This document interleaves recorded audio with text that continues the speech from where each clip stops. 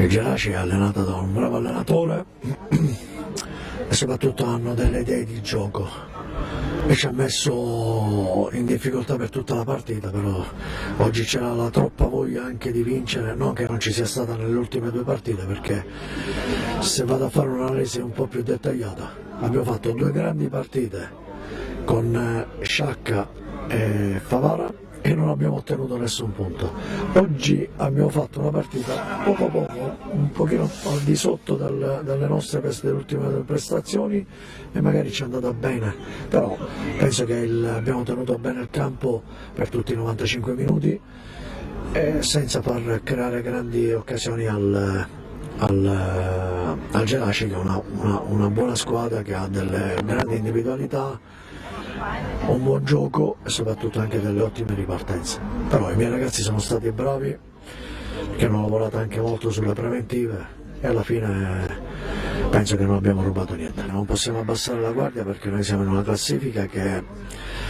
non siamo né carne né pesce in questo momento. Non so gli altri risultati perché guardo sempre prima il mio e poi con calma guarderò anche gli altri. Se avessimo fatto dei punti nelle partite di Favara e di Sciacca, che abbiamo giocato una grandissima partita,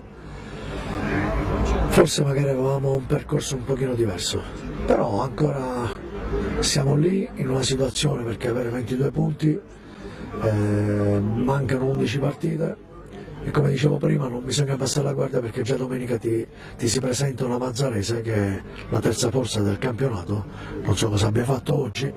e che non puoi mai abbassare la guardia, perciò dobbiamo sempre stare sul pezzo. Ho detto ai ragazzi, godiamoci questa bella vittoria fino a martedì e dal martedì pomeriggio si riprende di nuovo la preparazione per andare a affrontare un'altra squadra dove c'hanno un ottimo organico, una buona società e un allenatore abbastanza preparato. Noi veniamo dai bassi fondi della classifica.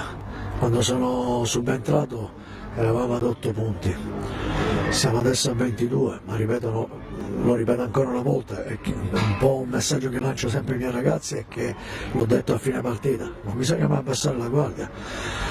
Siamo in una situazione che possiamo prenderci delle belle soddisfazioni se continuiamo su questo andamento. Se abbassiamo, ripeto,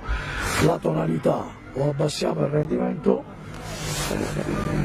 diventa tutto più difficile.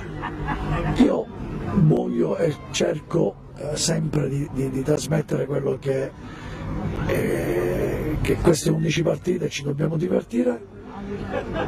ma attraverso il divertimento dobbiamo ottenere dei buoni risultati, e per ottenere i buoni risultati c'è soltanto una parola: il lavoro settimanale, che dico sempre, facciamo grandi sacrifici durante la settimana per andarci a divertire la domenica, ed è questo quello che dico sempre ai ragazzi. Lo stanno facendo e dobbiamo continuare, anche perché non è finito il campionato.